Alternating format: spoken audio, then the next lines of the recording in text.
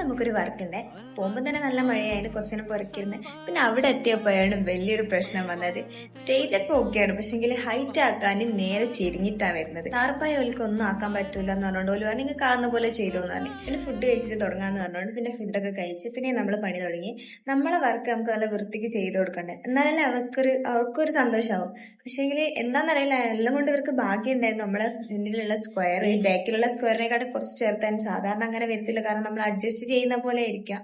ഇവിടെ രാത്രിയായിരുന്നു പരിപാടി. നമ്മളൊരു മണിക്കൂറോട് നമ്മുടെ പരിപാടിയൊക്കെ കഴിഞ്ഞിട്ടുണ്ടായിരുന്നു. ഇങ്ങനെ നമ്മുടെ പരിപാടിയൊക്കെ കഴിഞ്ഞ് പിന്നെ ജസ്റ്റ് ഒന്ന് അവിടെ ഇവിടെ ഒക്കെ ഒന്ന് ജസ്റ്റ് സെറ്റ് ആക്കാനുണ്ടായിരുന്നു. അതും കഴിഞ്ഞ് പിന്നെ ഇതാണ് നമ്മുടെ ഫൈനൽ ലുക്ക് വരുന്ന.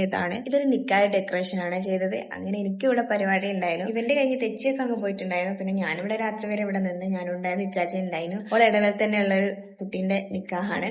അങ്ങനെ മുട്ടിപ്പാട്ടൊക്കെ ഉണ്ടായിരുന്നു. പിന്നെ കുറച്ച് കഴിഞ്ഞിട്ട് അവള് സ്റ്റേജുമ്മക്കാരി ഫോട്ടോസൊക്കെ എടുത്ത് നമ്മൾ ചെയ്ത വർക്കുമ്പോൾ കയറി ഇരിക്കുന്ന കാണുമ്പോൾ നമുക്കൊരു സന്തോഷം. അങ്ങനെ ബ്രൈഡ് കുറച്ച് ഒപ്പനൊക്കെ കളിച്ച് അപ്പോഴത്തേക്ക് പിയാപ്പിളയും എത്തിയിട്ടുണ്ടായിരുന്നു. അവർ വന്ന് മഹറൊക്കെ ഇട്ട് പോകുമ്പോഴത്തേക്ക് നമുക്ക് ഫുഡ് കഴിക്കാനായി. അപ്പൊ നമ്മൾ ഫുഡും കഴിച്ച് പിന്നെ നമ്മൾ പോയിട്ട് അപ്പൊ അത്രേ ഉള്ളൂ.